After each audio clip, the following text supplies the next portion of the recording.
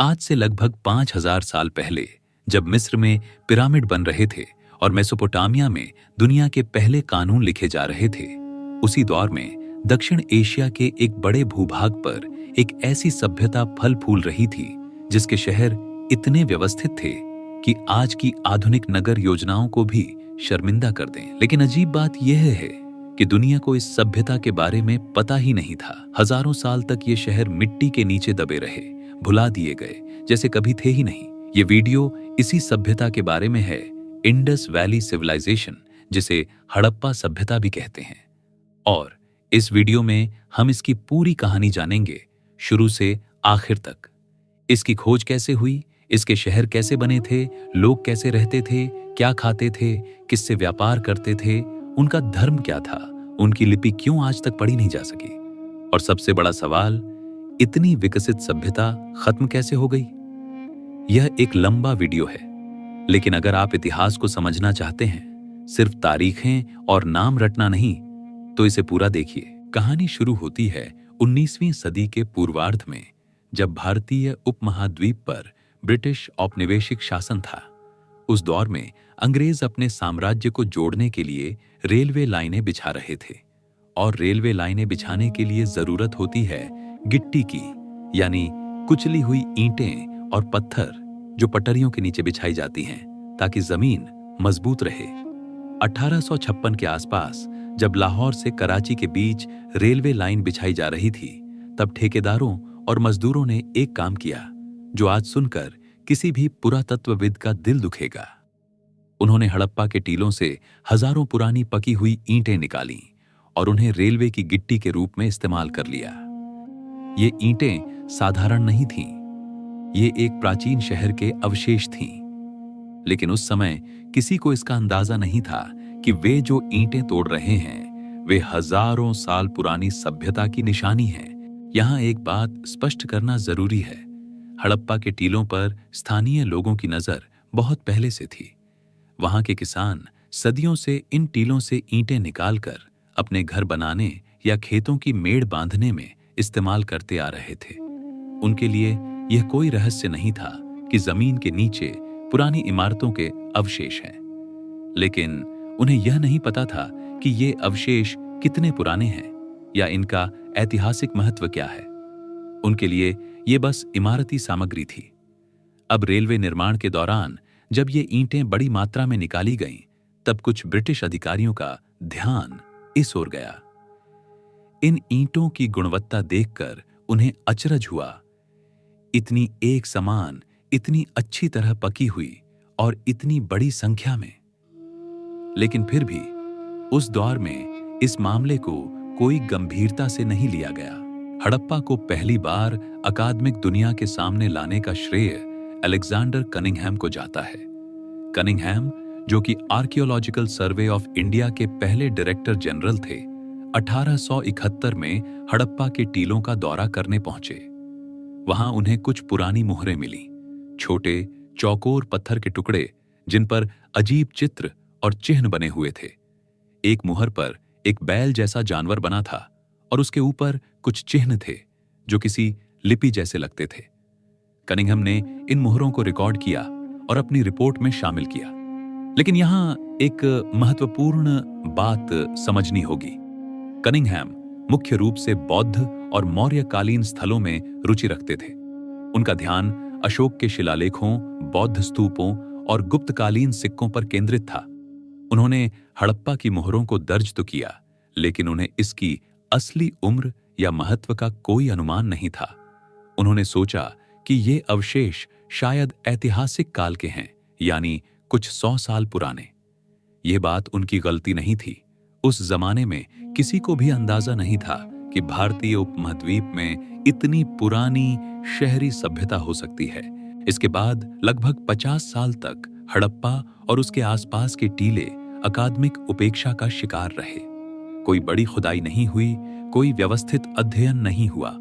असली मोड़ आया 1920 के दशक में। इसका श्रेय मुख्य रूप से 3 लोगों को जाता है, राय बहादुर दाया रमसाहनी, रखाल दस बनर्जी और जॉन मार्शल। 1921 में दयाराम साहनी ने हड़प्पा में व्यवस्थित खुदाई शुरू की। Sahni archaeological survey of India में कार्यरत थे और उन्होंने हड़प्पा के टीलों की ऊपरी परतों को हटाकर नीचे की संरचनाओं को उजागर करना शुरू किया। जो सामने आया वह चौंकाने वाला था। पकी ईंटों से बनी दीवारें, सड़कें और एक ऐसी निर्माण योजना जो स्पष्ट रूप से किसी संगठित शहर की ओर इशारा कर रही थी। लगभग उसी समय सिंध प्रांत में मोहनजोदारो नामक एक टीले पर रखाल दास बनेरजी काम कर रहे थे। बनेरजी शुरू में वहां एक बौद्ध स्तूप के अवशेषों की जांच करने गए थे जो टीले के ऊपरी हिस्से में था, लेकिन जब उन्होंने गहराई में खुदाई की तो उन्हें बौद्ध स्तूप के बहुत नीचे एक पूरी तरह अलग और कहीं ज्यादा पुरानी बस्ती के अवशेष मिले। ये अवशेष हड़प्पा में मिले अवशेषों से मिलते जुलते थे। वही पकी ईंटें, वही शहरी संरचना का पैटर्न। यह एक बहुत बड़ी बात थी। दो अलग अलग जगहें, एक दूसरे से लगभग 600 किलोमीटर दूर, और दोनों में एक जैसे अवशेष। इसका मतलब यह था कि यह कोई छोटी मोटी स्थानीय बस्ती नहीं थी, यह एक व्यापक सभ्यता के संकेत थे। 1924 में जॉन मार्शल, जो उस समय आर्कियोलॉजिकल सर्वे ऑफ इंडिया के डायरेक्टर जनरल थे, ने इन दोनों स्थलों की खुदाई को प्राथमिकता दी और ज्यादा संसाधन उपलब्ध कराए। मार्शल के नेतृत्व में खुदाई का दायरा बढ़ा और जो कुछ सामने आया उसने पूरी दुनिया के इतिहास की समझ को बदल दिया।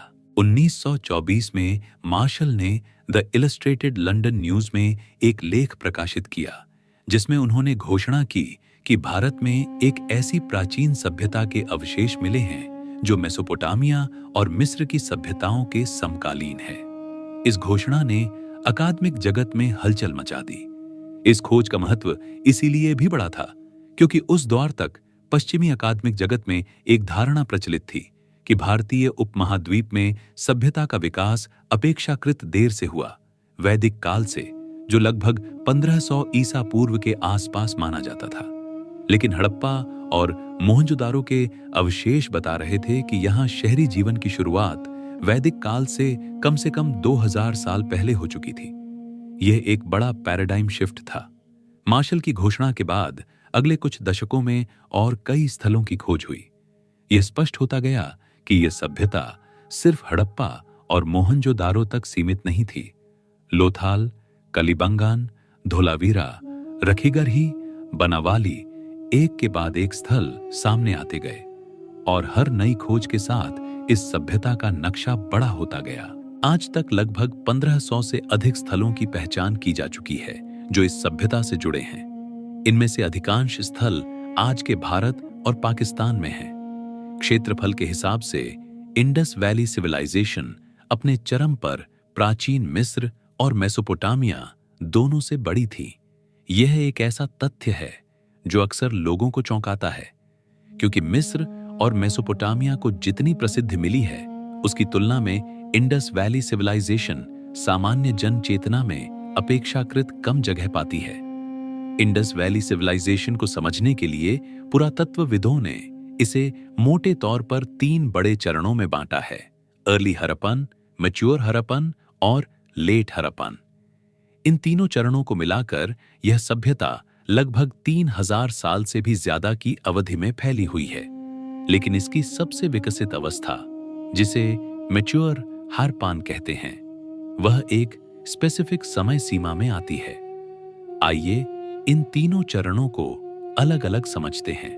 अर्ली हड़प्पन पीरियड, यह दौर लगभग 3300 बीसी से 2600 बीसी तक माना जाता है। इस चरण को रीजनलाइजेशन एरा भी कहा जाता है। इसका मतलब यह है कि इस दौर में सिंधु नदी घाटी और उसके आसपास के इलाकों में छोटी छोटी बस्तियां बसनी शुरू हुईं। ये बस्तियां गांवों जैसी थीं। खेती होती थी, पशुपालन होता था, मिट्टी के बर्तन बनते थे। लेकिन अभी तक ये बस्तियां एक दूसरे से बहुत ज्यादा जुड़ी हुई नहीं थीं। हर क्षेत्र की अपनी शैली थी।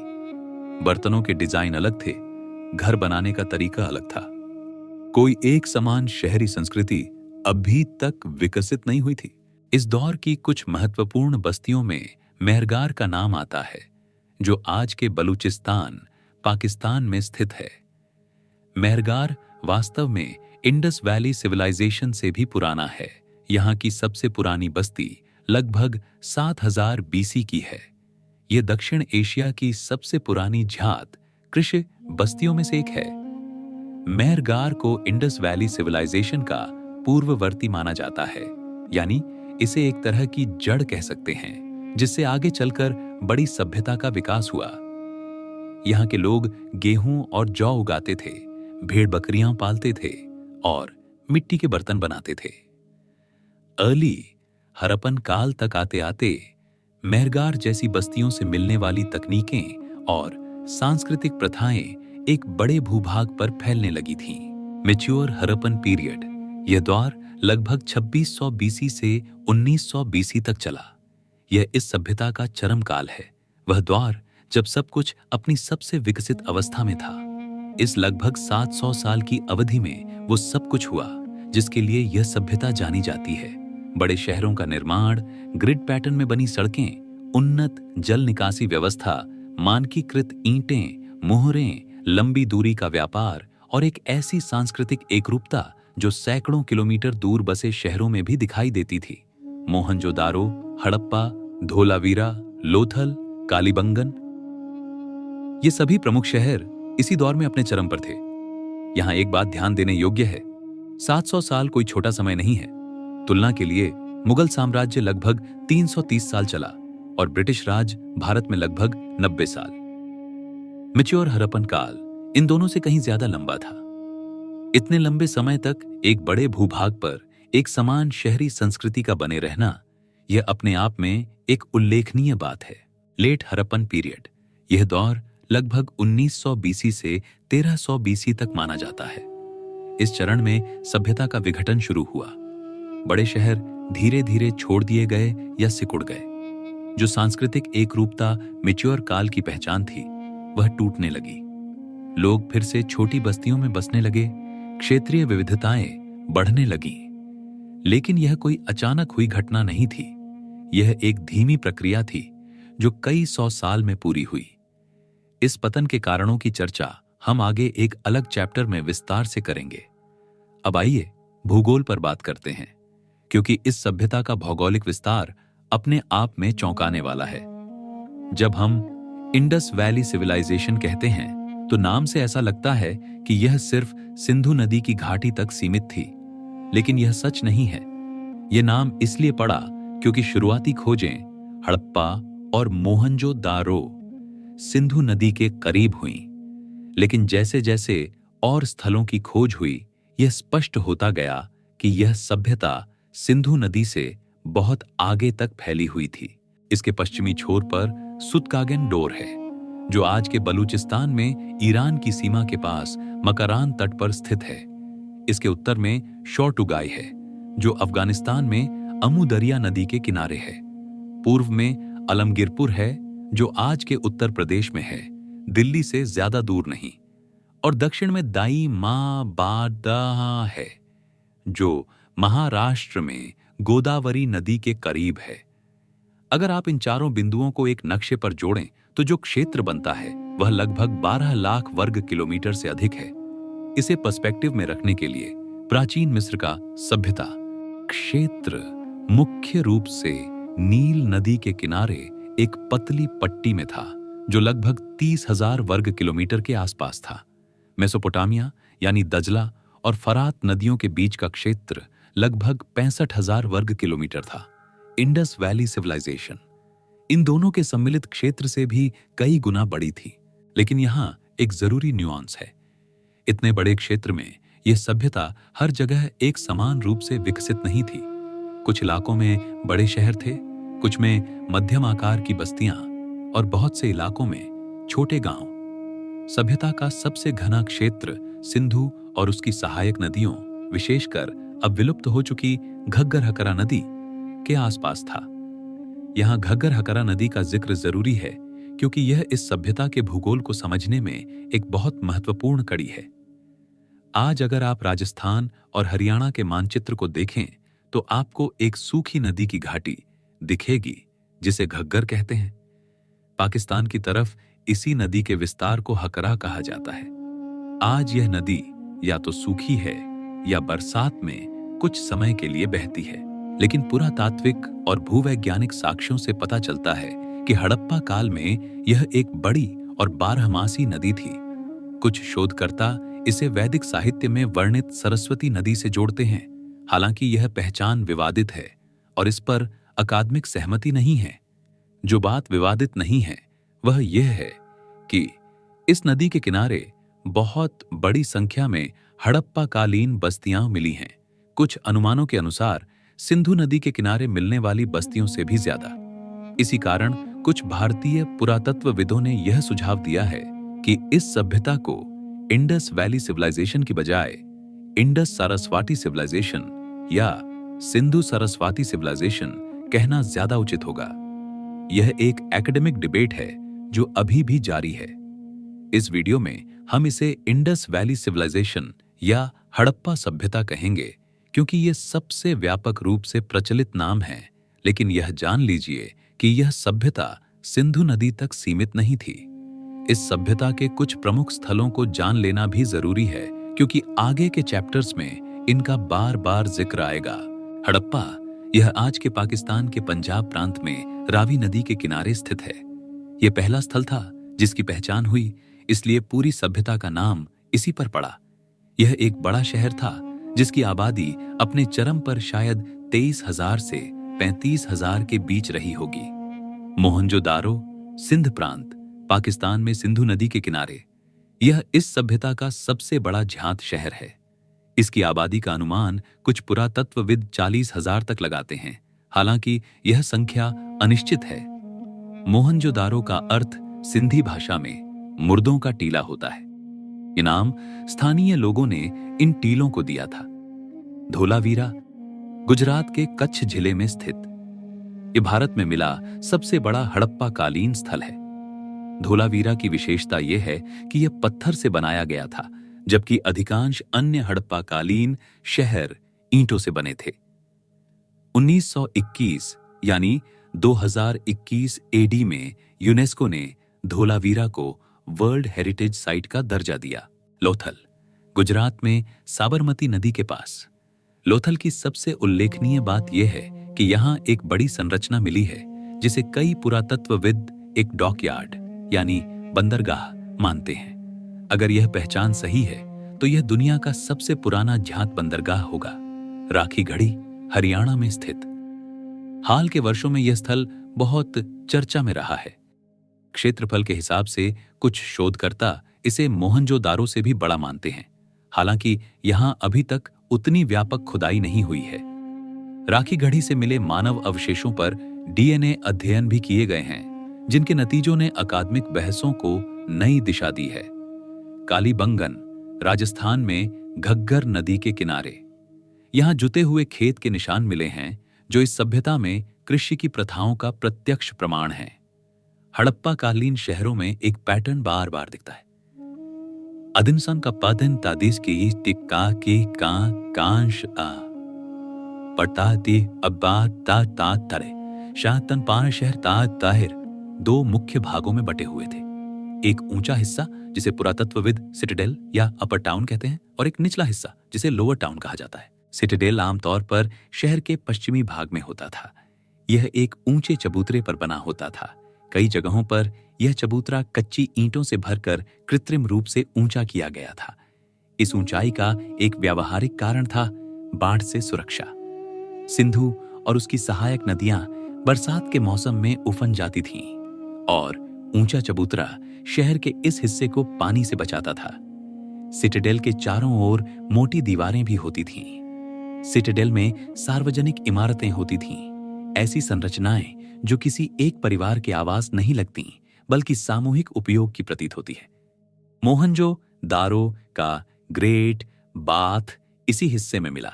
हड़प्पा के बड़े अन्नागार भी इसी हिस्से से जुड़े हैं। इन संरचनाओं के बारे में हम आगे विस्तार से बात करेंगे। लोअर टाउन में सामान्य आवासीय क्षेत्र था। घर, गलियां, कुएं, दुकानें और शिल्पकारों की कार्यशालाएं। यह हिस्सा सिटाडेल से बड़ा होता था और यहीं शहर की अधिकांश आबादी रहती थी। लेकिन यहां एक बात स्पष्ट करना जरूरी है ये दो भागीय विभाजन हर जगह एक जैसा नहीं था।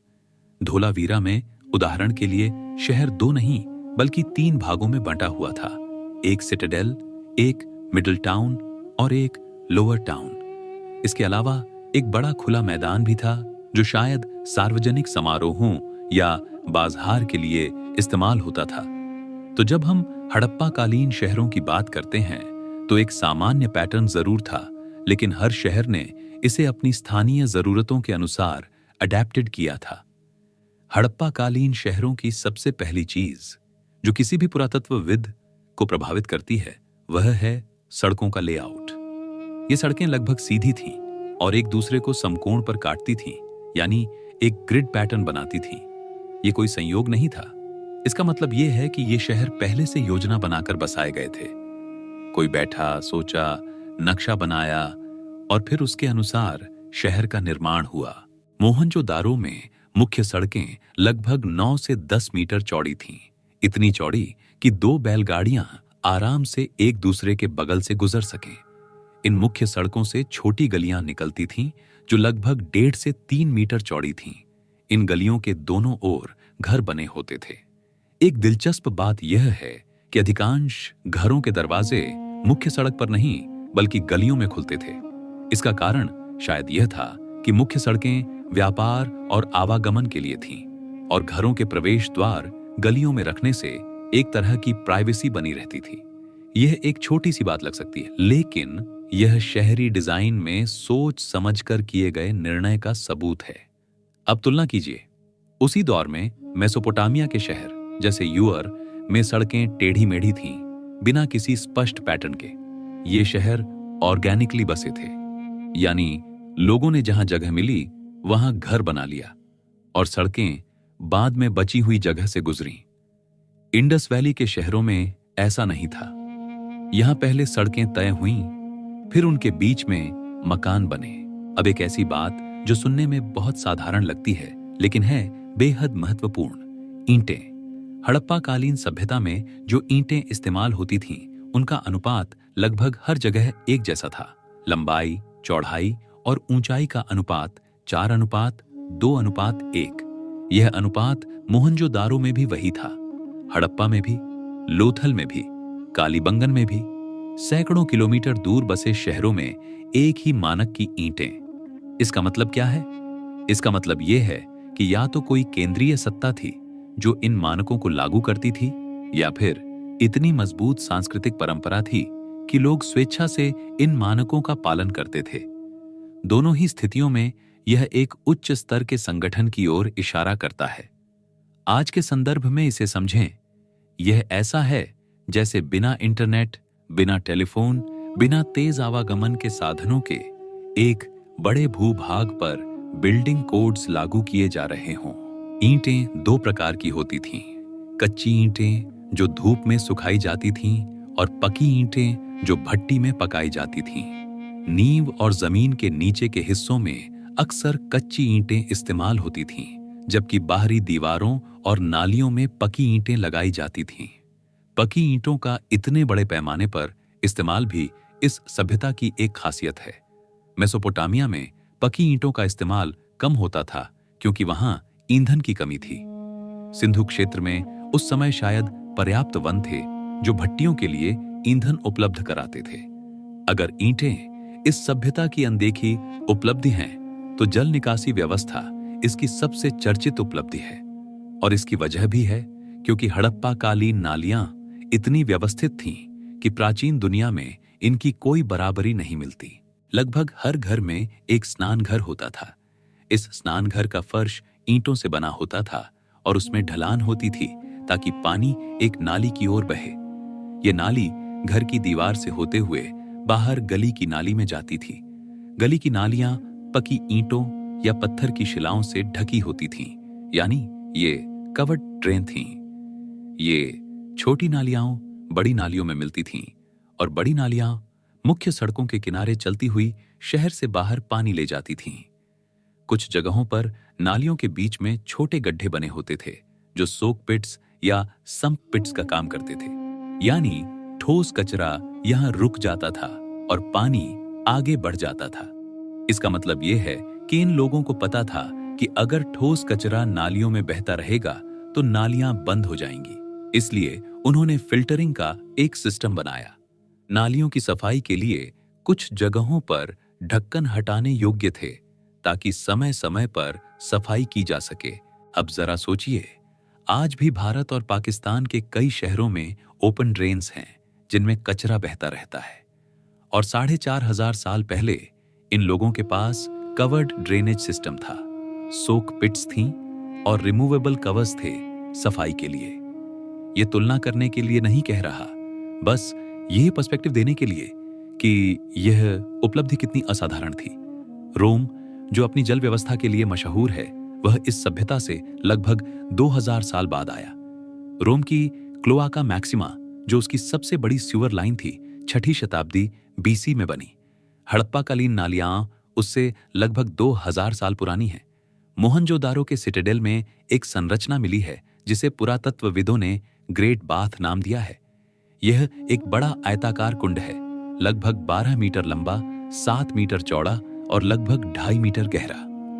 इसके चारों ओर ईंटों का फर्श है और कुंड के अंदर उतरने के लिए दोनों छोर पर सीढ़ियां बनी हैं। इस कुंड को जलरोधक बनाने के लिए एक विशेष तकनीक का इस्तेमाल किया गया था। ईंटों के बीच जिप्सम का गारा लगाया गया था और उसके ऊपर प्राकृतिक बिटुमेन, एक तरह का टार की परत चढ़ाई गई थी ताकि पानी रिसे नहीं। इसका मतलब यह है कि इन लोगों को वाटरप्रूफिंग की तकनीक पता थी और वे इसे बड़े पैमाने पर लागू कर सकते थे। ग्रेट बाथ का उद्देश्य क्या था, यह निश्चित रूप से कहना कठिन है। सबसे प्रचलित सिद्धांत यह है कि इसका इस्तेमाल किसी धार्मिक या अनुष्ठानिक स्नान के लिए होता था, जैसा कि बाद के भारतीय संस्कृति में तीर्थ स्नान या मंदिरों के कुंडों में स्नान की परंपरा रही है। लेकिन यह एक अनुमान है, प्रमाणित तथ्य नहीं। कुछ अन्य सिद्धांत इसे एक सार्वजनिक स्नान घर या जल भंडारण संरचना भी मानते हैं। लिपि के पढ़े जाने तक इसके सटीक उद्देश्य के बारे में निश्चित रूप से कुछ कहना संभव नहीं है। हड़प्पा में सिटाडेल के पास एक बड़ी संरचना मिली है जिसे शुरुआत में ग्रेट ग्रैनरी यानी बड़ा अन्नागार कहा गया। यह एक ऊंचे चबूतरे पर बनी हुई इमारत है जिसके फर्श में हवा के आने जाने के लिए रास्ते बनाए गए थे। यह वेंटिलेशन सिस्टम अनाज को नमी से बचाने के लिए जरूरी होता है और इसी कारण इसे अन्नागार माना गया। लेकिन यहां एक जरूरी बात, इस संरचना के अंदर से अनाज के कोई अवशेष नहीं मिले हैं। इसलिए कुछ नए शोधकर्ता इसे अन्नागार मानने से असहमत हैं। उनका कहना है कि यह कोई और सार्वजनिक इमारत हो सकती है, शायद कोई असेंबली हॉल या कोई कार्यशाला। यह डिबेट अभी भी खुला है और यह इस सभ्यता के अध्ययन की एक सामान्य चुनौती को दर्शाता है। बिना लिखित रिकॉर्ड के किसी भी संरचना का उद्देश्य तय करना बेहद कठिन है। मोहनजोदारो में भी एक बड़ी इमारत मिली है जिसे कुछ विद्वान कॉलेज ऑफ प्रीस्ट्स कहते हैं। हालांकि यह नाम भी अनुमान पर आधारित है। इसमें कई कमरे हैं और एक प्रांगण है।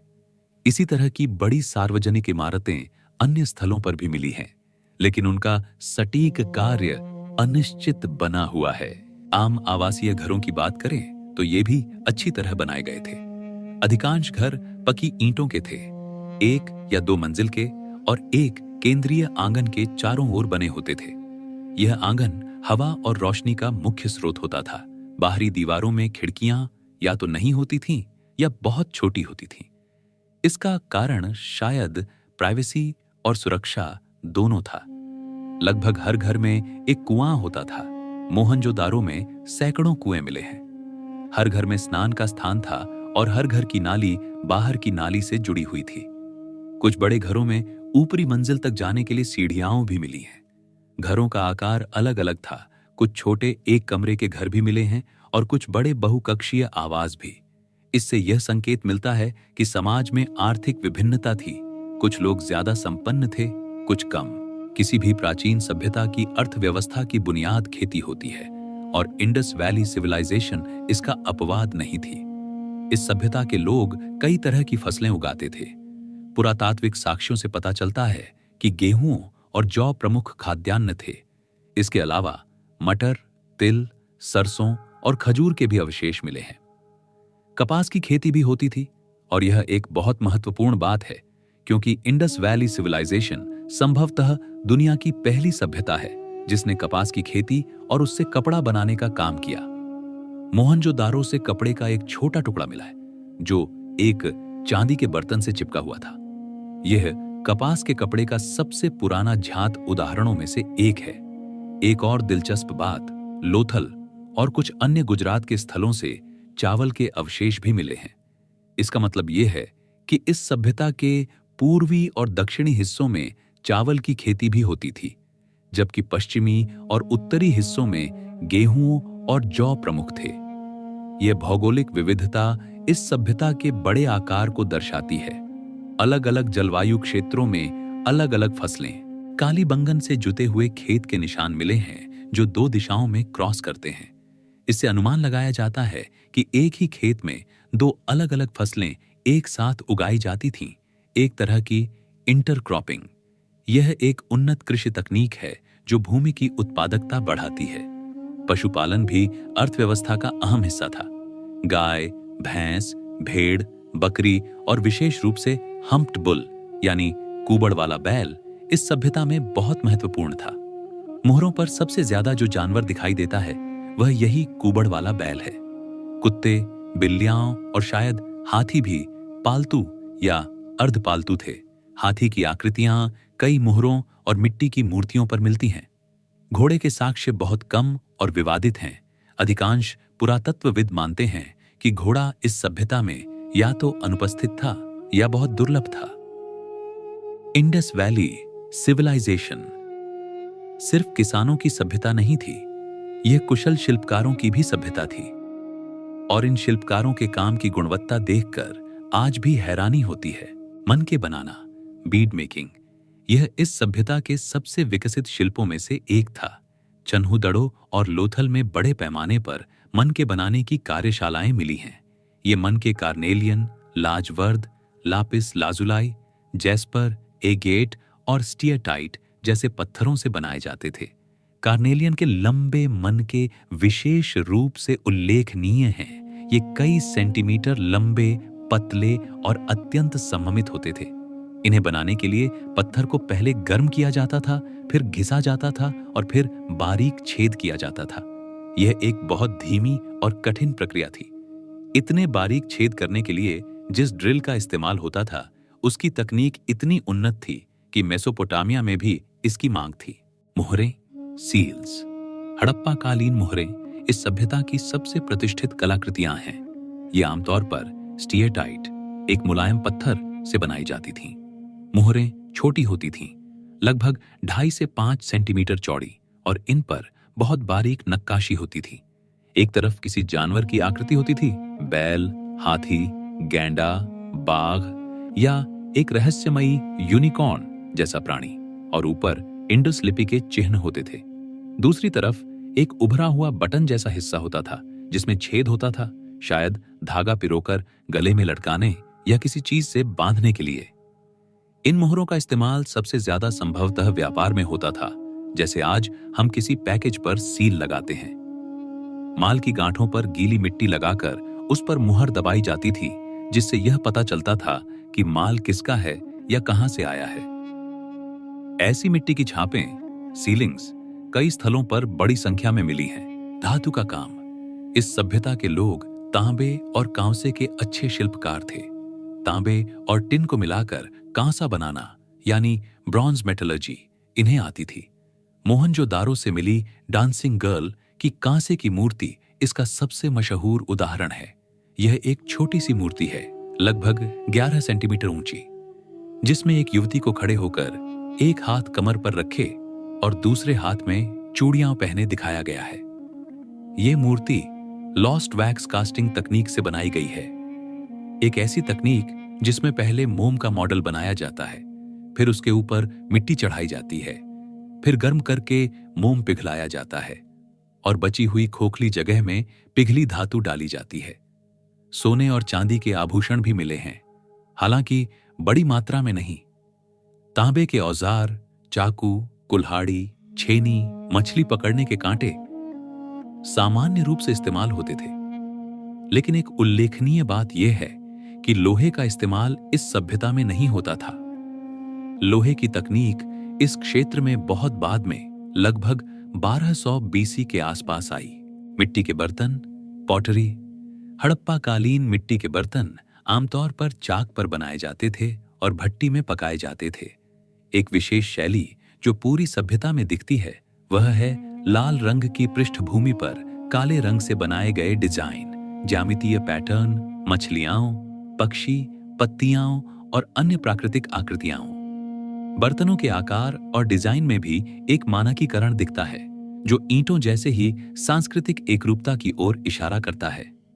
किसी भी व्यवस्थित अर्थव्यवस्था के लिए माप और तौल का एक मानक सिस्टम होना जरूरी है और इंडस वैली सिविलाइजेशन में यह सिस्टम मौजूद था। इस सभ्यता में बाट, वेट्स मिले हैं जो चर्ट नामक एक कठोर पत्थर से बने हैं। ये बाट घनाकार, क्यूबिक होते थे और इनका वजन एक स्पेसिफिक अनुपात में बढ़ता था।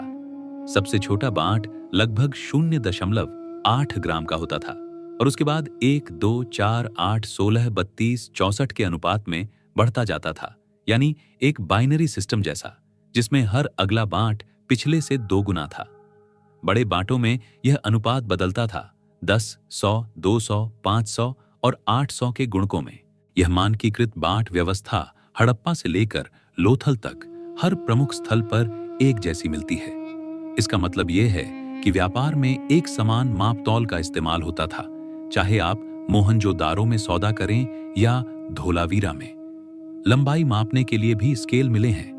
लोथल और मोहनजोदारो से हाथी दांत और शेल से बने मेजरिंग स्टिक्स मिले हैं जिन पर बराबर दूरी पर निशान बने हैं। एक ऐसे ही स्केल पर सबसे छोटी इकाई लगभग 1.7 मिलीमीटर की है, जो बहुत बारीक माप है और संभवतः मन के बनाने जैसे सूक्ष्म कामों में इस्तेमाल होती थी। इंडस वैली सिविलाइजेशन कोई अलग थलग सभ्यता नहीं थी। इसके व्यापारिक संबंध बहुत दूर तक फैले हुए थे और इसका सबसे मजबूत प्रमाण मेसोपोटामिया से आता है। मेसोपोटामिया के कुनिफॉर्म ग्रंथों में मेलुहा नामक एक स्थान का बार बार जिक्र आता है। अधिकांश विद्वान मानते हैं कि मेलुहा इंडस वैली क्षेत्र को ही संदर्भित करता है। इन ग्रंथों में मेलुहा से आने वाली चीजों का जिक्र है। कार्नेलियन के मनके, हाथी दांत, कड़ी लकड़ी, टिम्बर और शायद कपास का कपड़ा। अक्कादी सम्राट सारगोन ने अपने एक शिलालेख में गर्व से जिक्र किया है कि मेलुहा के जहाज उसके बंदरगाहों पर आते थे। दूसरी तरफ हड़प्पा कालीन स्थलों से मेसोपोटामिया के साक्ष्य भी मिले हैं। बेलनाकार मुहरें, सिलेंडर सील्स, जो मेसोपोटामियाई शैली की हैं, और कुछ ऐसी वस्तुएं जो स्पष्ट रूप से विदेशी मूल की हैं। यह व्यापार समुद्री मार्ग से होता था, अरब सागर के रास्ते ओमान की खाड़ी और फारस की खाड़ी से होते हुए। लोथल में जो बड़ी संरचना मिली है, अगर वह वाकई एक डॉकयार्ड है तो यह इस समुद्री व्यापार का प्रमुख केंद्र रही होगी। बीच में ओमान, जिसे मेसोपोटामियाई ग्रंथों में मगान कहा गया है, और बहरीन, जिसे दिलमून कहा गया है, मध्यस्थ व्यापारिक बंदरगाहों के रूप में काम करते थे। दिलमून से हड़प्पा कालीन शैली की मोहरें और बाट मिले हैं जो इस व्यापारिक श्रृंखला की पुष्टि करते हैं। अफगानिस्तान से लापिस लाजूली आता था। शॉर्टू गाय, जो अफगानिस्तान में एक हड़प्पा कालीन बस्ती है, शायद इसी खनिज के व्यापार के लिए स्थापित की गई थी। राजस्थान से तांबा आता था, गुजरात से शंख और अगाटे और दक्षिण भारत से सोना आने के कुछ संकेत भी हैं। हमने अब तक इस सभ्यता के शहर देखे, उनकी सड़कें देखी, उनका व्यापार समझा, लेकिन एक सवाल अभी तक अनछुआ है। इन शहरों में रहने वाले लोग कैसे थे? उनका रोजमर्रा का जीवन कैसा था? वे क्या खाते थे, क्या पहनते थे, कैसे मनोरंजन करते थे, और सबसे बड़ा सवाल, उनका धर्म क्या था? ये चैप्टर इन्हीं सवालों के बारे में है। लेकिन शुरू करने से पहले एक बात साफ कर दूं, चूंकि इस सभ्यता की लिपि अभी तक पढ़ी नहीं जा सकी है, इसलिए इस चैप्टर में जो कुछ भी बताया जाएगा वह पुरातात्विक साक्ष्यों, हड्डियों, बर्तनों, मूर्तियों, मोहरों और शहरों के अवशेषों पर आधारित अनुमान है। कुछ अनुमान ज्यादा मजबूत हैं, कुछ कम। जहां अनिश्चितता है वहां मैं स्पष्ट रूप से बताऊंगा। इस सभ्यता के लोगों के भोजन के बारे में हमें जानकारी मुख्य रूप से 3 स्रोतों से मिलती है: पौधों के जले हुए या सूखे अवशेष, आर्कियोबोटैनिकल एविडेंस, जानवरों की हड्डियां, फॉनल रिमेन्स, और बर्तनों के अंदर बचे हुए अवशेषों का रासायनिक विश्लेषण। गेहूं और जौ से बनी रोटी या दलिया शायद मुख्य भोजन था। दालें भी खाई जाती थीं। मसूर और मटर के अवशेष कई स्थलों से मिले हैं। तिल के तेल का इस्तेमाल खाना पकाने में होता था। फलों में खजूर और बेर, जुजुब के साक्ष्य मिले हैं। कुछ स्थलों से अंगूर के बीज भी मिले हैं। मांसाहार के बारे में जारबी ईसा क्या जानवरों की हड्डियों के विश्लेषण से पता चलता है कि गोमांस, भेड़ बकरी का मांस, सुअर और मछली खाई जाती थी। मोहनजोदारो और हड़प्पा दोनों जगहों से बड़ी मात्रा में मछली की हड्डियां मिली हैं, जो इस बात की ओर इशारा करती हैं कि मछली एक सामान्य खाद्य पदार्थ था। तटीय और नदी किनारे की बस्तियों में मछली की खपत और ज्यादा रही होगी। कछुए की हड्डियां भी कुछ स्थलों से मिली हैं। एक दिलचस्प बात, हड़प्पा कालीन बर्तनों के अवशेषों के रासायनिक विश्लेषण से कुछ शोधकर्ताओं ने यह अनुमान लगाया है कि इन लोगों को करी जैसे मसालेदार भोजन का ज्ञान रहा होगा। हल्दी और अदरक जैसे मसालों के संकेत कुछ अध्ययनों में मिले हैं। हालांकि यह अभी एक प्रारंभिक अनुमान है और इस पर सभी विद्वान सहमत नहीं हैं। अगर यह सही है तो दक्षिण एशिया की मसालेदार भोजन की परंपरा की जड़ें इस सभ्यता तक जा सकती हैं। कपड़े समय के साथ नष्ट हो जाते हैं, इसलिए इनके बारे में सीधे साक्ष्य बहुत कम हैं। लेकिन मूर्तियों और मोहरों पर बनी आकृतियों से कुछ अनुमान लगाए जा सकते हैं। मोहनजोदारो से मिली एक मशहूर पत्थर की मूर्ति, जिसे अक्सर प्रीस्ट किंग कहा जाता है, एक ऐसे व्यक्ति को दर्शाती है जिसने एक कंधे पर से जाने वाला वस्त्र पहन रखा है, कुछ वैसा जैसे बाद के काल में शाल या उत्तरीय पहनी जाती थी। इस वस्त्र पर ट्रीफॉइल यानी 3 पत्तियों वाला पैटर्न बना हुआ है, जो शायद कपड़े पर छापा गया या कढ़ाई किया गया था। इस मूर्ति की आंखें अर्धबंद हैं और माथे पर एक पट्टी बंधी है। दाढ़ी साफ तरीके से कटी हुई है, लेकिन ऊपरी होंठ पर बाल नहीं है। इस मूर्ति को प्रीस्ट किंग नाम इसलिए दिया गया क्योंकि शुरुआती खोजकर्ताओं ने मेसोपोटामिया से तुलना करते हुए अनुमान लगाया कि यह कोई धार्मिक या राजनीतिक प्रमुख होगा। लेकिन यह नाम अनुमान पर आधारित है।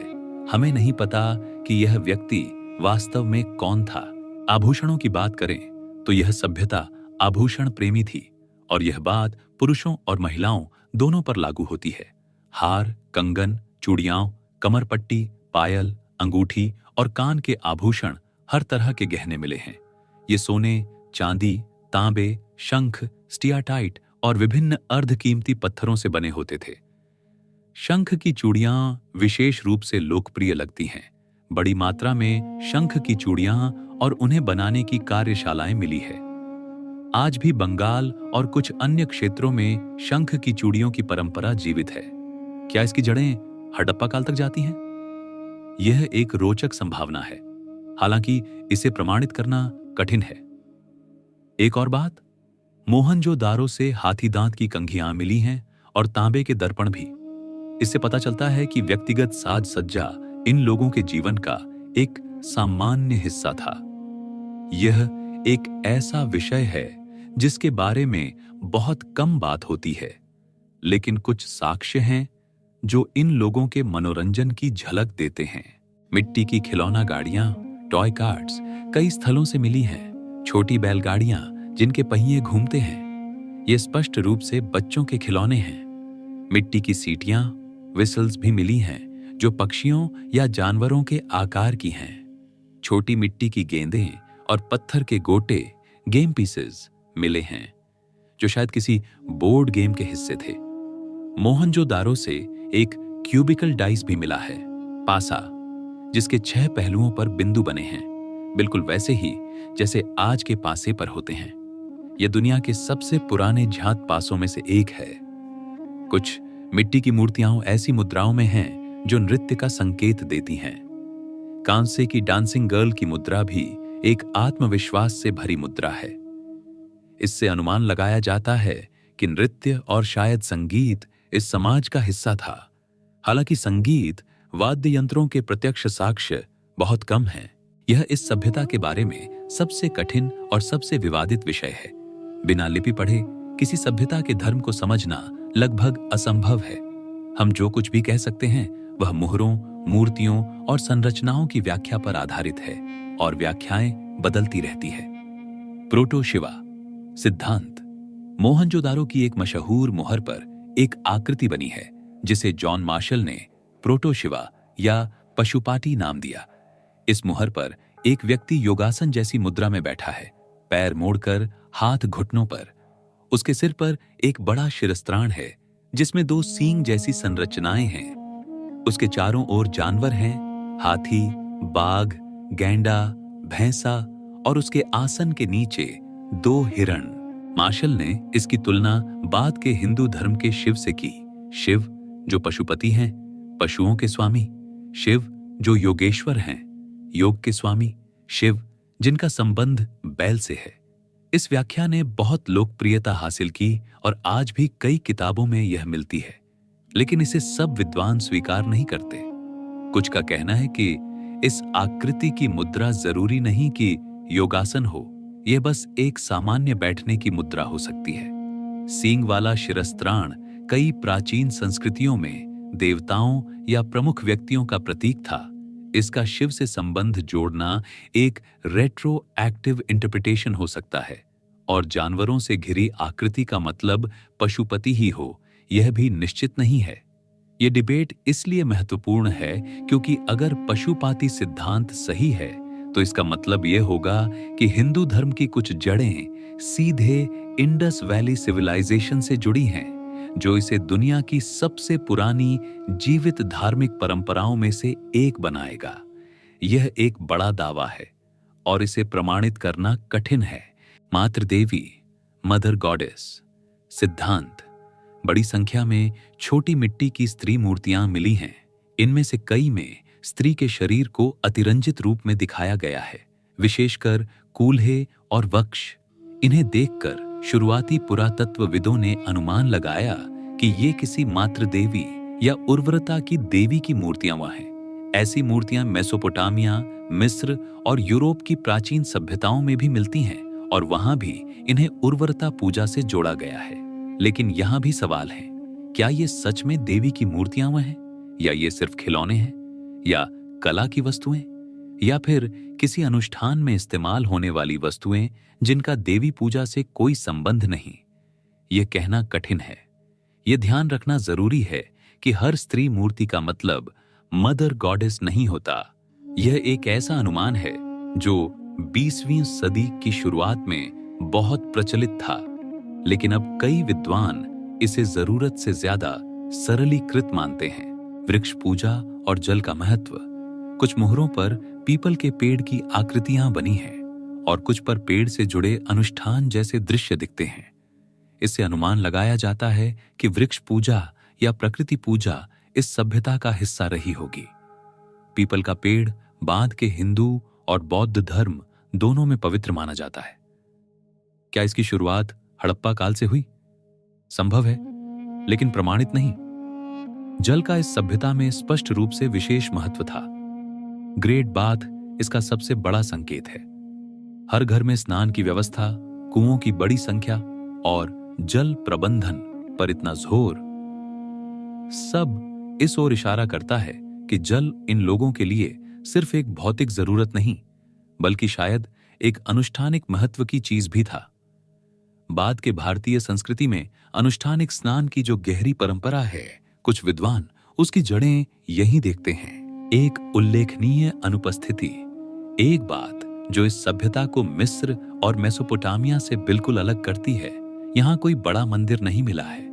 मिस्र में विशाल मंदिर थे, मेसोपोटामिया में जिग्गुरात थे, लेकिन हड़प्पा कालीन शहरों में ऐसी कोई भव्य धार्मिक संरचना अभी तक नहीं पहचानी गई है। इसका मतलब यह नहीं कि इनका कोई धर्म नहीं था। इसका मतलब शायद यह है कि इनका धर्म संस्थागत मंदिरों के इर्द गिर्द संगठित नहीं था, या फिर इनकी धार्मिक संरचनाएं इतनी भिन्न थीं कि हम उन्हें पहचान नहीं पा रहे।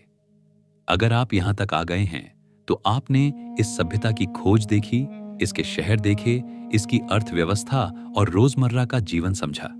लेकिन अब हम उस मोड़ पर हैं जहां से यह कहानी और भी गहरी होती जाएगी, क्योंकि अब तक हमने जो कुछ भी जाना है वह सिर्फ उन चीजों पर आधारित है जो हम देख सकते हैं। ईंटें, हड्डियां, बर्तन, मुहरें। लेकिन एक पूरा आयाम है जो हमसे छुपा हुआ है। वह आयाम जो इन लोगों ने अपनी भाषा में, अपनी लिपि में दर्ज किया था, और वह लिपि आज तक पढ़ी नहीं जा सकी है। यह इस सभ्यता का सबसे बड़ा अनसुलझा रहस्य है। और आगे आने वाले चैप्टर्स में शासन व्यवस्था, पतन, विरासत, हर जगह यह रहस्य एक साए की तरह मौजूद रहेगा। तो इस वीडियो को यहां छोड़िए मत। सबसे दिलचस्प हिस्सा अभी बाकी है, और लाइक करना ना भूलें ताकि यह वीडियो और लोगों तक पहुंचे।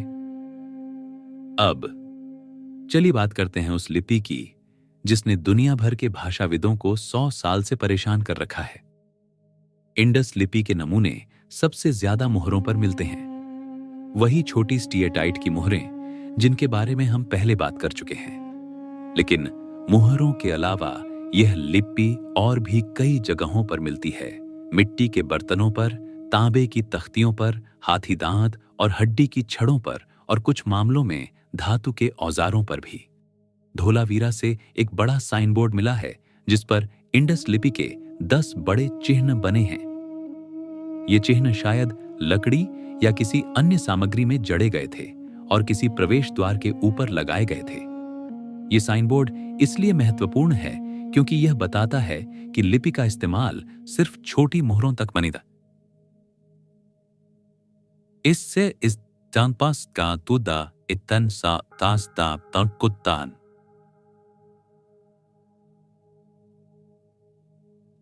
पौतिकिन तत पांतन तन तन तन ता युतता के साथ इनका अब तक लगभग 4000 से अधिक लिखित वस्तुएं, इंस्क्राइब्ड ऑब्जेक्ट्स मिल चुकी हैं। इन पर लगभग 400 से 450 अलग अलग चिन्ह पहचाने गए हैं। ये संख्या महत्वपूर्ण है और इससे एक बुनियादी बात पता चलती है, यह लिपि किस प्रकार की है। लिपियों को मोटे तौर पर 3 श्रेणियों में बांटा जा सकता है। पहली, वर्णमाला, अल्फाबेट, जैसे अंग्रेजी या हिंदी की लिपि, जिसमें हर चिन्ह एक ध्वनि को दर्शाता है। ऐसी लिपियों में चिन्हों की संख्या कम होती है। अंग्रेजी में 26 अक्षर हैं, हिंदी की देवनागरी में लगभग 46। दूसरी, चित्रलिपि या लोगोग्राफिक सिस्टम, जैसे चीनी भाषा, जिसमें हर चिन्ह एक पूरे शब्द या अवधारणा को दर्शाता है। ऐसी लिपियों में हजारों चिन्ह होते हैं। मानक चीनी में कम से कम 3 से 4000 चिन्ह रोजमर्रा के इस्तेमाल के लिए जरूरी हैं। तीसरी, लोगो सिलेबिक सिस्टम, जो दोनों का मिश्रण होता है। कुछ चिन्ह पूरे शब्द दर्शाते हैं, कुछ सिलेबल्स। मिस्र की हायरोग्लिफिक्स और मेसोपोटामिया की क्यूनिफॉर्म इसी श्रेणी में आती हैं। इनमें चिन्हों की संख्या कुछ 100 से लेकर 1000 तक होती है। इंडस लिपि में 400 से 450 चिन्ह हैं। ये संख्या वर्णमाला के लिए बहुत ज्यादा है और पूर्ण चित्रलिपि के लिए बहुत कम। इसलिए अधिकांश विद्वानों का मानना है कि यह एक लोगो सिलेबिक सिस्टम है। कुछ चिन्ह शब्द हैं, कुछ ध्वनियां। लेकिन कौन सा चिन्ह क्या दर्शाता है, यही तो पहेली है। अब सवाल यह है कि अगर मिस्र की हायरोग्लिफिक्स पढ़ ली गई, कुनिफॉर्म पढ़ ली गई, लिनियर बी पढ़ ली गई, तो इंडस लिपि क्यों नहीं पढ़ी जा सकी? इसके कई कारण हैं और हर कारण समस्या को और गहरा बनाता है। पहला कारण, कोई रोजेटा स्टोन नहीं है। मिस्र की हायरोग्लिफिक्स इसलिए पढ़ी जा सकी क्योंकि रोजेटा स्टोन पर एक ही संदेश 3 लिपियों में लिखा था, हायरोग्लिफिक्स, डिमोटिक और ग्रीक। ग्रीक पहले से पढ़ी जाती थी, इसलिए उससे हायरोग्लिफिक्स को समझा गया। इंडस लिपि के मामले में ऐसा कोई द्विभाषी या त्रिभाषी शिलालेख नहीं मिला है। कुछ मेसोपोटामियाई स्थलों से इंडस शैली की मुहरें मिली हैं, लेकिन उन पर कुनिफॉर्म और इंडस लिपि साथ साथ नहीं लिखी गई हैं। दूसरा कारण, लिखावटें बहुत छोटी हैं। यह शायद सबसे बड़ी समस्या है। अधिकांश इंडस शिलालेखों में चिन्हों की संख्या बहुत कम है, औसतन लगभग 5 चिन्ह प्रति शिलालेख। सबसे लंबा झात शिलालेख लगभग 26 चिन्हों का है। तुलना के लिए मिस्र के शिलालेख सैकड़ों और हजारों शब्दों के हैं। क्यूनिफॉर्म में पूरी पूरी किताबें लिखी गई हैं। इतने छोटे शिलालेखों से किसी लिपि को पढ़ना वैसा ही है जैसे किसी भाषा को सीखने के लिए आपको सिर्फ कुछ शब्दों के टुकड़े दिए जाए, कभी पूरा वाक्य ही न मिले। इसने एक और बहस को जन्म दिया है। कुछ शोधकर्ताओं ने, विशेषकर स्टीव फार्मर, रिचर्ड स्प्रोट और माइकल वित्सल ने 2004 एडी में एक शोधपत्र प्रकाशित किया, जिसमें उन्होंने तर्क दिया कि इंडस चिन्ह वास्तव में एक लिपि है ही नहीं, बल्कि ये प्रतीक, सिंबल्स हैं, जैसे कि कोट ऑफ आर्म्स या क्लैन मार्कर्स। उनका तर्क यह था कि इतने छोटे शिलालेख किसी भाषा को दर्ज करने के लिए पर्याप्त नहीं हैं। इस दावे ने बहुत विवाद खड़ा किया। अधिकांश दक्षिण एशियाई पुरातत्वविद और कई पश्चिमी विद्वान इस सिद्धांत से असहमत हैं। उनका कहना है कि इंडस चिन्हों में पैटर्न है। कुछ चिन्ह शुरू में आते हैं, कुछ अंत में, कुछ जोड़ियों में। यह किसी भाषा के व्याकरण का संकेत है, सिर्फ प्रतीकों का नहीं। इसके अलावा धोलावीरा का साइन बोर्ड अगर सिर्फ प्रतीक होता तो इतने बड़े सार्वजनिक प्रदर्शन की क्या जरूरत थी? यह डिबेट अभी भी पूरी तरह सुलझा नहीं है, लेकिन बहुसंख्यक विद्वान इसे एक लिपि ही मानते हैं। तीसरा कारण, हमें नहीं पता कि भाषा क्या थी। यह एक सर्कुलर प्रॉब्लम है। लिपि पढ़ने के लिए भाषा जानना जरूरी है और भाषा जानने के लिए लिपि पढ़ना जरूरी है। लिनियर बी इसलिए पढ़ी जा सकी क्योंकि माइकल वेंट्रिस्ट ने एक सही अनुमान लगाया कि इसकी भाषा ग्रीक की एक प्रारंभिक फॉर्म है। लेकिन इंडस लिपि की भाषा क्या है, यह किसी को नहीं पता। इस सभ्यता की भाषा को लेकर कई सिद्धांत प्रस्तुत किए गए हैं और हर सिद्धांत के अपने समर्थक और आलोचक हैं। द्रविड़ सिद्धांत यह सबसे प्रभावशाली सिद्धांतों में से एक है। आस्को परपोला, जो फिनलैंड के हेलसिंकी यूनिवर्सिटी में प्रोफेसर हैं और जिन्होंने दशकों तक इंडस लिपि पर काम किया है, इस सिद्धांत के प्रमुख समर्थक हैं। इस सिद्धांत के अनुसार इंडस लिपि की भाषा प्रोटो द्रविडियन थी, यानी आज की तमिल, तेलुगु, कन्नड़ और मलयालम भाषाओं की पूर्वज भाषा। इसके पक्ष में कई तर्क दिए जाते हैं। बलूचिस्तान में आज भी ब्राहुई नामक एक द्रविड़ भाषा बोली जाती है, जो भौगोलिक रूप से इंडस क्षेत्र के करीब है। कुछ इंडस चिन्हों की पारपोला ने द्रविड़ शब्दों के आधार पर व्याख्या करने का प्रयास किया है। उदाहरण के लिए मछली का चिन्ह, जो मीन पढ़ा जा सकता है, और कुछ द्रविड़ भाषाओं में मीन का अर्थ तारा भी होता है। लेकिन ऐसी व्याख्याएं विवादित हैं और सार्वभौमिक रूप से स्वीकृत नहीं हैं। इंडो एरियन या संस्कृत पूर्व सिद्धांत, कुछ विद्वानों का मानना है कि इंडस लिपि की भाषा इंडो यूरोपियन परिवार की कोई प्रारंभिक भाषा रही होगी। यह सिद्धांत उनके बीच ज्यादा लोकप्रिय है जो एरियन माइग्रेशन सिद्धांत को नहीं मानते और यह तर्क देते हैं कि इंडो एरियन भाषाएं भारतीय उपमहाद्वीप में ही उत्पन्न हुई। लेकिन इस सिद्धांत के समर्थन में ठोस भाषाई प्रमाण सीमित हैं। मुंडा या ऑस्ट्रो एशियाटिक सिद्धांत, कुछ भाषाविदों ने यह सुझाव दिया है कि इंडस भाषा शायद मुंडा भाषा परिवार से जुड़ी हो, जो आज भी मध्य और पूर्वी भारत के आदिवासी समुदायों में बोली जाती है। इस सिद्धांत के समर्थक कुछ कृषि संबंधी शब्दों की ओर इशारा करते हैं जो इंडो एरियन और द्राविडियन दोनों भाषाओं में 1/3 स्रोत से आए प्रतीत होते हैं।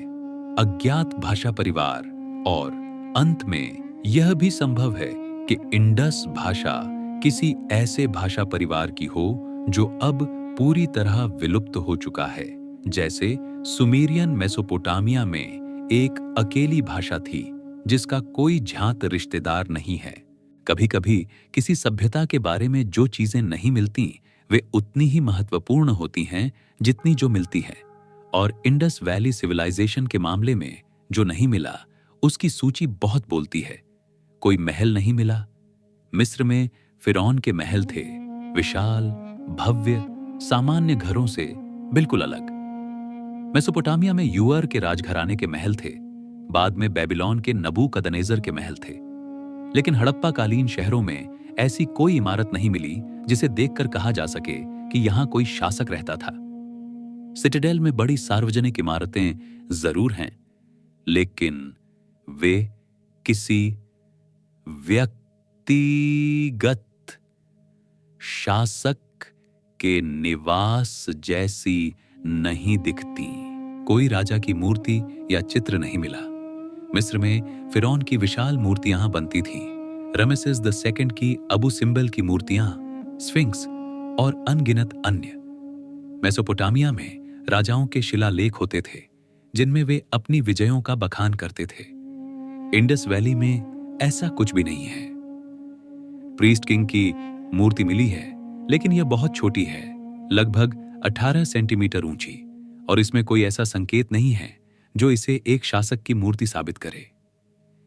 यह नाम 20वीं सदी के पुरातत्वविदों ने दिया था और यह अनुमान पर आधारित है। कोई विजय स्मारक या युद्ध का चित्रण नहीं मिला। यह शायद सबसे चौंकाने वाली अनुपस्थिति है।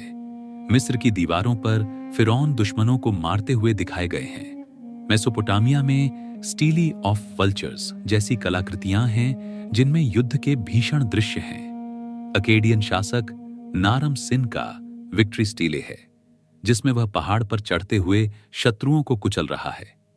इंडस वैली की हजारों मोहरों, मूर्तियों और अन्य कलाकृतियों में ऐसा कोई दृश्य नहीं है।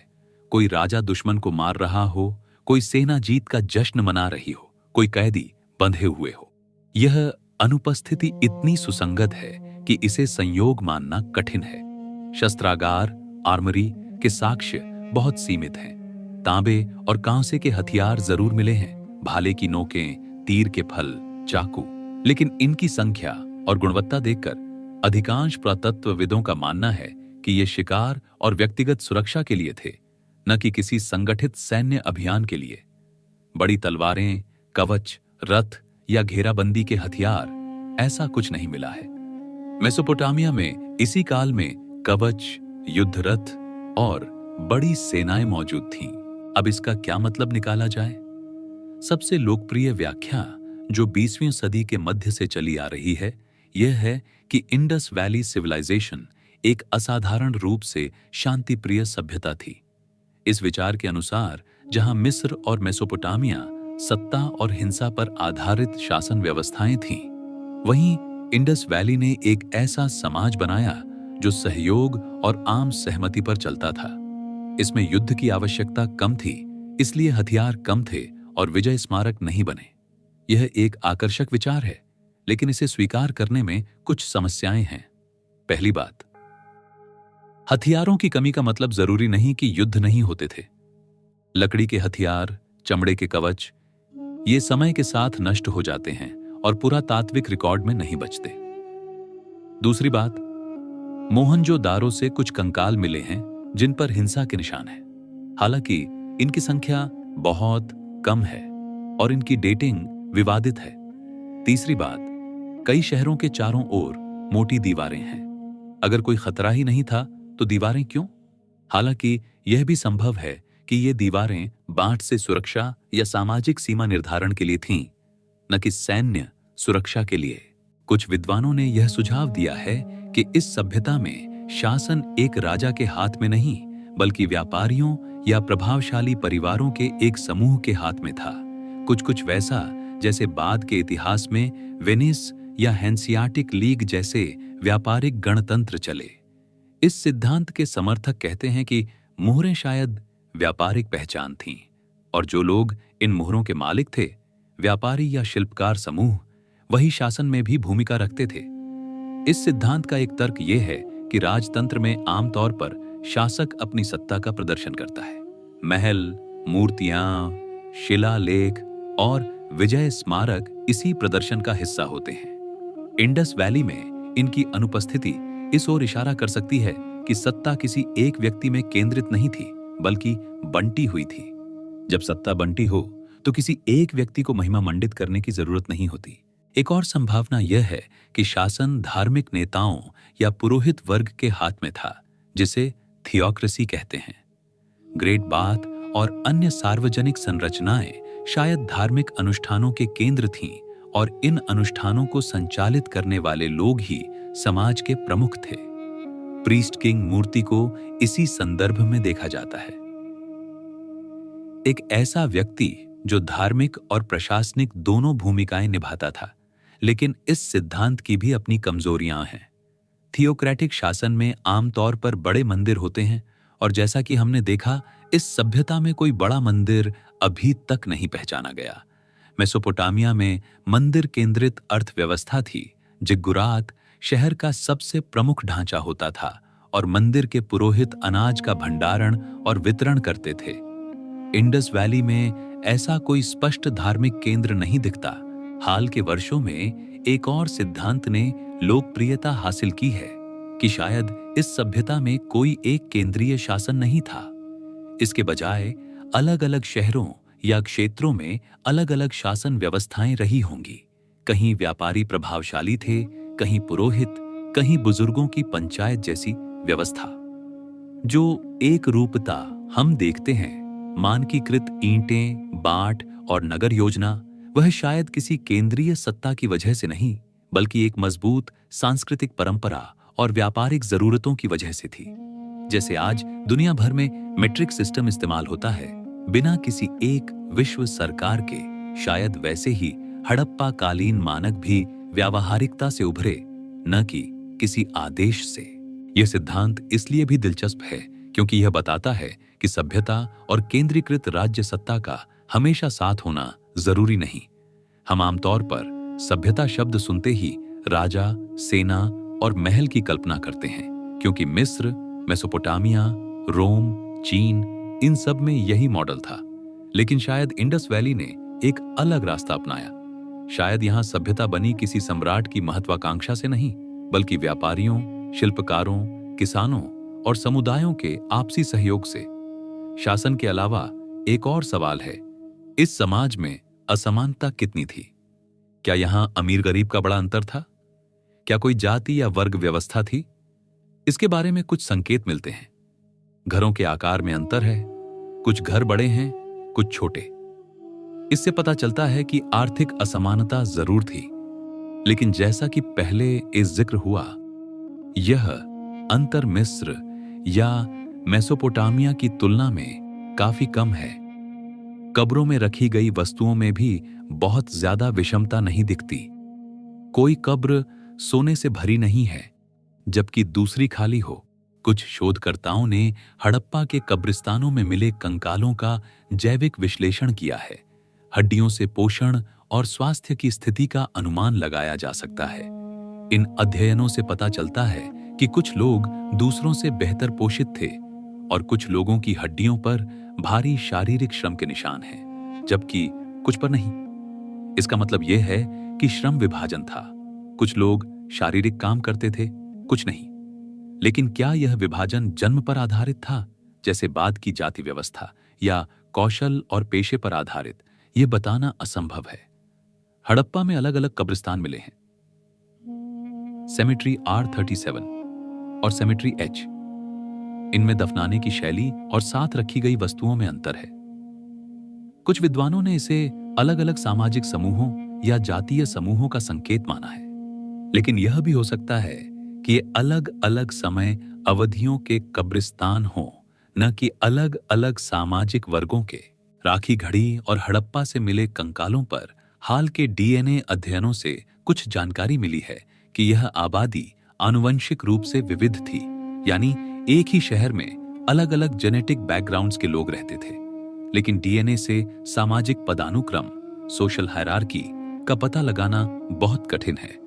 सबसे पहले यह समझना जरूरी है कि पतन से हमारा मतलब क्या है। इसका मतलब यह नहीं है कि एक दिन शहर आबाद थे और अगले दिन खाली। पुरातात्विक साक्ष्य बताते हैं कि लगभग 1900 बीसी के बाद यानी मैच्योर हड़प्पन काल के अंत में कई बदलाव दिखने लगते हैं। पहला बदलाव, बड़े शहर धीरे धीरे सिकुड़ने लगे। मोहनजोदारो की ऊपरी परतों में निर्माण की गुणवत्ता गिरती दिखती है। जहां पहले मानकीकृत ईंटों से सुनियोजित इमारतें बनती थीं, वहां बाद की परतों में टूटी ईंटों का पुनः इस्तेमाल, अस्थायी दीवारें और बेतरतीब निर्माण दिखता है। कुछ बड़ी सार्वजनिक इमारतों को तोड़कर उनकी जगह छोटे छोटे कमरे बना दिए गए, जैसे किसी बड़े हॉल को कई छोटी झोंपड़ियों में बांट दिया गया हो। दूसरा बदलाव, जो सांस्कृतिक एकरूपता मैच्योर काल की पहचान थी, वह टूटने लगी। मानकीकृत बाट कम मिलने लगे, मुहरों का इस्तेमाल कम हुआ, मिट्टी के बर्तनों की शैली में क्षेत्रीय विविधताएं बढ़ने लगी। यह ऐसा है जैसे वह अदृश्य व्यवस्था जो पूरी सभ्यता को जोड़े हुए थी, चाहे वह केंद्रीय सत्ता हो, सांस्कृतिक परंपरा हो या व्यापारिक नेटवर्क हो, धीरे धीरे कमजोर पड़ रही थी। तीसरा बदलाव, लंबी दूरी का व्यापार घटने लगा। मेसोपोटामिया के ग्रंथों में मेलुहा का जिक्र लगभग 1900 बीसी के बाद कम होता जाता है और अंततः गायब हो जाता है। विदेशी वस्तुएं लैपिस लजूली, शैल और अन्य कम मात्रा में मिलती हैं। इसका मतलब यह है कि वह व्यापारिक नेटवर्क जो इस सभ्यता की अर्थव्यवस्था का एक स्तंभ था, वह ध्वस्त हो रहा था। चौथा बदलाव, आबादी का पूर्व और दक्षिण की ओर खिसकना। सिंधु नदी घाटी और घग्गर हकरा क्षेत्र में बस्तियों की संख्या कम होती गई, जबकि गुजरात, राजस्थान के पूर्वी हिस्सों, गंगा यमुना दोआब और उत्तरी दक्कन में छोटी बस्तियों की संख्या बढ़ी। लोग बड़े शहरों से निकलकर छोटी ग्रामीण बस्तियों में बसने लगे। यह डिअर्बनाइजेशन, शहरीकरण का उलट, इस पतन की सबसे स्पष्ट विशेषता है। आज अधिकांश विद्वान मानते हैं कि जलवायु परिवर्तन इस पतन का एक प्रमुख कारक था, शायद सबसे महत्वपूर्ण। भूवैज्ञानिक और जलवायु अध्ययनों से पता चलता है कि लगभग 2100 बीसी से 1900 बीसी के बीच इस क्षेत्र में एक बड़ा जलवायु परिवर्तन हुआ। मानसून कमजोर पड़ गया, यानी बारिश कम होने लगी। यह बदलाव सिर्फ भारतीय उपमहाद्वीप तक सीमित नहीं था, यह एक वैश्विक जलवायु घटना थी जिसे 4.2 किलो ईयर इवेंट कहा जाता है। इसी दौर में मिस्र का ओल्ड किंगडम भी संकट में पड़ा। मेसोपोटामिया में अकेडियन साम्राज्य ढह गया और चीन में भी सूखे की स्थिति दर्ज है। इंडस क्षेत्र में मानसून के कमजोर होने का सीधा असर खेती पर पड़ा। जो नदियां पहले भरपूर बहती थीं, उनमें पानी कम होने लगा और सबसे बड़ा प्रभाव पड़ा घग्गर हकरा नदी पर। भूवैज्ञानिक साक्ष्यों से पता चलता है कि यह नदी, जो मैच्योर हड़प्पन काल में एक बड़ी 12 मासी नदी थी, धीरे धीरे सूखने लगी। इसकी एक वजह यह भी हो सकती है कि इसमें पानी लाने वाली कुछ सहायक धाराओं ने अपना रास्ता बदल लिया। यमुना की एक धारा जो पहले पश्चिम की ओर बहती थी, वह पूर्व की ओर मुड़ गई और गंगा तंत्र में मिल गई। इस नदी के सूखने से उसके किनारे बसी सैकड़ों बस्तियां प्रभावित हुईं। लोगों के पास विकल्प सीमित थे, या तो पानी की तलाश में पूर्व और दक्षिण की ओर जाओ या छोटी बस्तियों में बिखर जाओ। एक और पहलू, बाढ़ का बदलता पैटर्न। मोहनजोदारो में बाढ़ की कई परतें मिलती हैं। कुछ शोधकर्ताओं का मानना है कि सिंधु नदी का बाढ़ क्षेत्र बदलने से मोहनजोदारो बार बार बाढ़ की चपेट में आता गया, जिससे शहर को बनाए रखना कठिन हो गया। भूकंपीय गतिविधि, टेक्टोनिक एक्टिविटी ने भी नदियों के रास्ते बदलने में भूमिका निभाई हो सकती है। इस क्षेत्र में भूकंप आम है और एक बड़ा भूकंप किसी नदी का रुख बदल सकता है। कुछ विद्वानों ने यह तर्क दिया है कि इस सभ्यता ने अपने ही पर्यावरण को नुकसान पहुंचाया। पकी ईंटें बनाने के लिए भारी मात्रा में ईंधन चाहिए, लकड़ी या अन्य जैविक सामग्री। हजारों साल तक लाखों ईंटें पकाने से आसपास के जंगल कटे होंगे। जंगल कटने से मिट्टी का कटाव बढ़ता है, बाढ़ तेज होती है और भूमि की उर्वरता घटती है। यह एक ऐसी प्रक्रिया है जो धीरे धीरे होती है, पीढ़ियों में, और शुरू में इसका असर दिखाई नहीं देता। इसके अलावा सिंधु के मैदान में लंबे समय तक खेती करने से मिट्टी में लवणता, सैलिनिटी बढ़ी होगी। यह एक समस्या है जो आज भी सिंधु और पंजाब के कृषि क्षेत्रों में मौजूद है। लवणता बढ़ने से फसल की उपज गिरती है और एक मोड़ ऐसा आता है जब खेती लाभदायक नहीं रहती। मोहनजोदारो से मिले कुछ कंकालों पर मलेरिया जैसी बीमारियों के संकेत मिले हैं। एक सिद्धांत यह है कि जैसे जैसे जल निकासी व्यवस्था बिगड़ी और रुके हुए पानी के स्रोत बढ़े, मच्छरों से फैलने वाली बीमारियां बढ़ीं। एक घनी आबादी वाले शहर में कोई भी संक्रामक बीमारी तेजी से फैल सकती है, लेकिन यह सिद्धांत प्रमाणित करना कठिन है। प्राचीन कंकालों से बीमारी का सटीक निदान हमेशा संभव नहीं होता।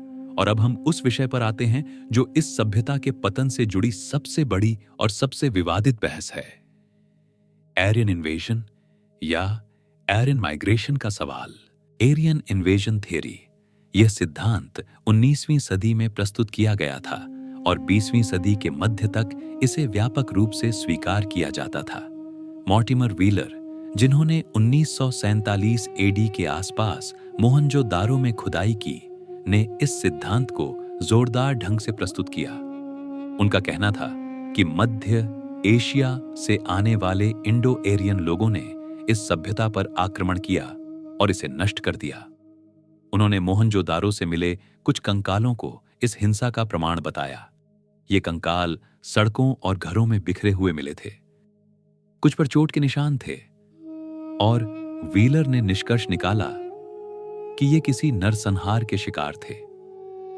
उनका मशहूर कथन था कि वैदिक देवता इंद्र, जिन्हें ऋग्वेद में पुरंदर यानी किलों को तोड़ने वाला कहा गया है, वही इन शहरों के विनाशक थे। यह सिद्धांत अब अधिकांश विद्वानों द्वारा अपने मूल रूप में स्वीकार नहीं किया जाता। व्हीलर, जिन कंकालों को नरसंहार का प्रमाण मानते थे, बाद के अध्ययनों ने दिखाया कि वे कंकाल अलग अलग समय अवधियों के हैं, एक ही घटना के नहीं। कुछ कंकालों पर चोट के निशान हैं, लेकिन उनकी संख्या बहुत कम है। किसी बड़े आक्रमण या नरसंहार का संकेत देने के लिए पर्याप्त नहीं।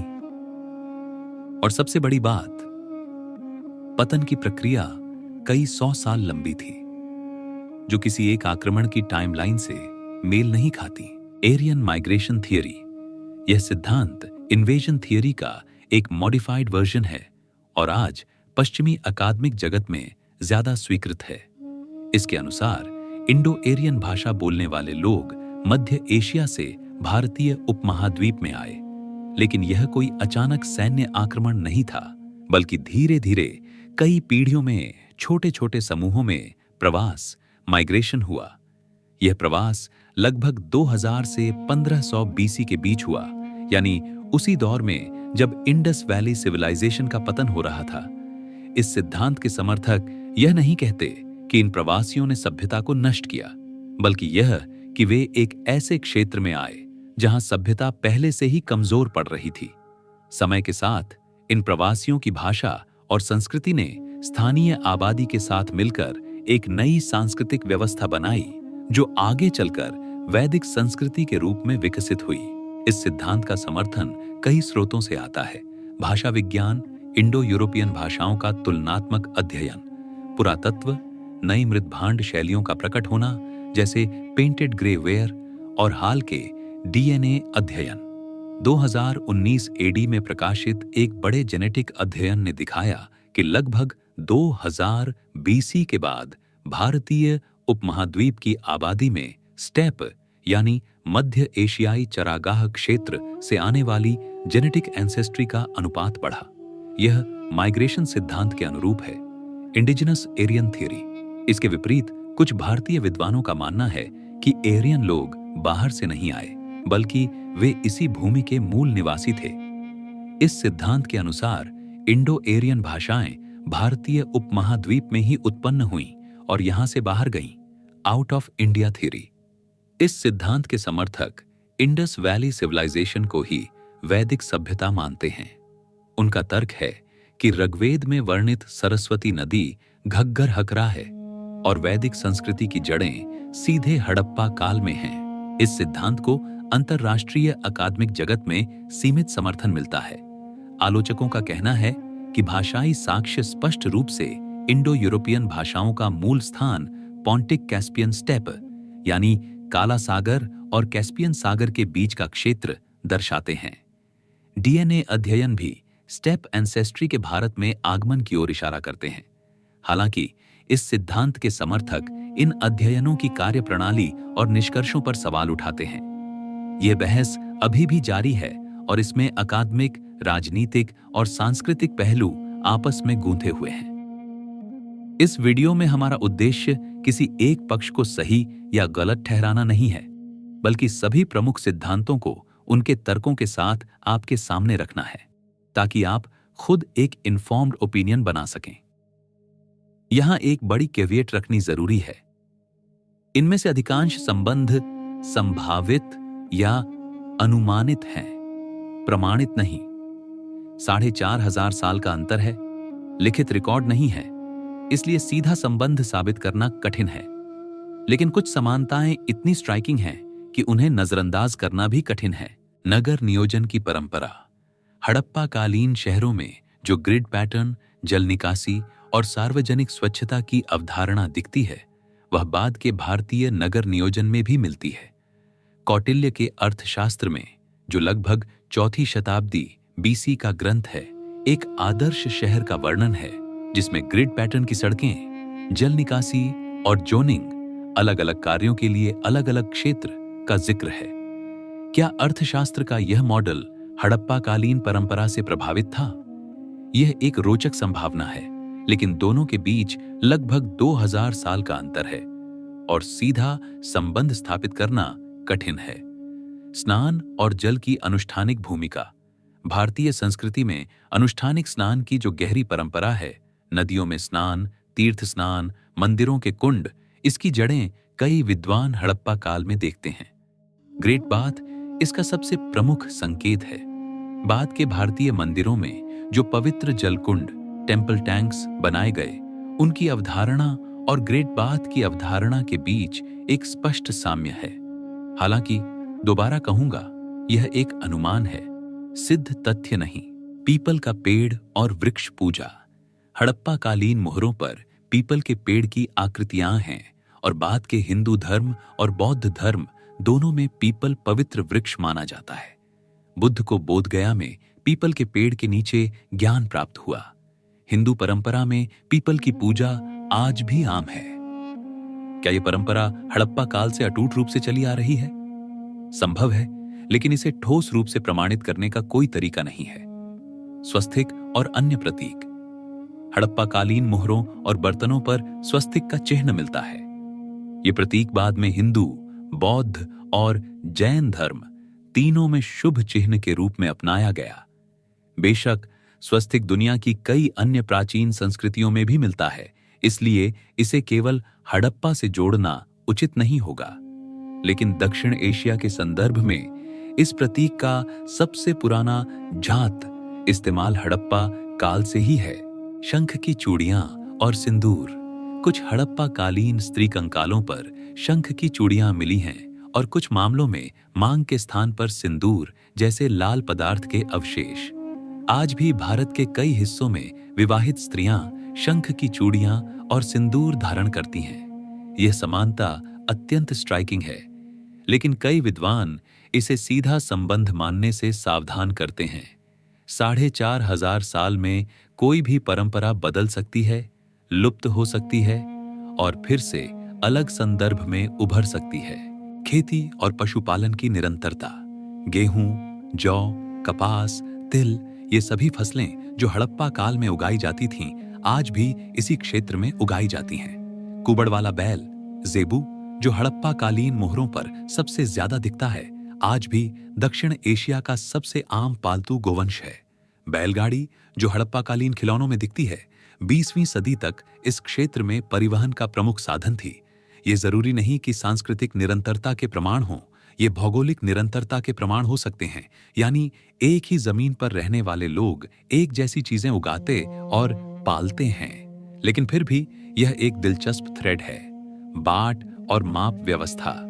कुछ शोधकर्ताओं ने तर्क दिया है कि हड़प्पा कालीन बाट व्यवस्था के कुछ अंश बाद की भारतीय माप प्रणालियों में बचे रहे, विशेषकर कुछ पारंपरिक वजन इकाइयों में। एक टेक्निकल आर्गुमेंट है और इस पर सहमति सीमित है, लेकिन अगर यह सच है तो यह आर्थिक निरंतरता का एक दिलचस्प उदाहरण होगा। पिछले 2-3 दशकों में कई नई खोजें और नई तकनीकें सामने आई हैं जिन्होंने इस सभ्यता की हमारी समझ को बदला है। राखी घड़ी डीएनए अध्ययन। 2019 एडी में वसंत शिंदे और उनकी अंतरराष्ट्रीय टीम ने राखी घड़ी से मिले एक हड़प्पा कालीन महिला कंकाल का डीएनए विश्लेषण प्रकाशित किया। यह अध्ययन कई कारणों से महत्वपूर्ण था। पहला, इस कंकाल में स्टेप एंसेस्ट्री नहीं मिली। इसका मतलब यह है कि मेचर हड़प्पन काल के लोगों में मध्य एशियाई स्टेपे से आने वाली जेनेटिक एंसेस्ट्री अनुपस्थित या नगण्य थी। यह इस बात की पुष्टि करता है कि स्टेपे एंसेस्ट्री भारतीय उपमहाद्वीप में बाद में मेचर हड़प्पन काल के बाद आई। दूसरा, इस कंकाल की जेनेटिक प्रोफाइल आज के दक्षिण एशियाई लोगों, विशेषकर दक्षिण भारत के द्रविड़ भाषी लोगों से सिमिलैरिटी दिखाती है। इससे यह संभावना बनती है कि इंडस वैली के लोग आज के दक्षिण एशियाई लोगों के पूर्वजों में से थे। लेकिन यह एक ही कंकाल का अध्ययन है। इससे पूरी आबादी के बारे में निश्चित निष्कर्ष निकालना जल्दबाजी होगी। सैटेलाइट इमेजरी और रिमोट सेंसिंग। पिछले 2 दशकों में सैटेलाइट इमेजरी ने इस सभ्यता के अध्ययन में क्रांति ला दी है।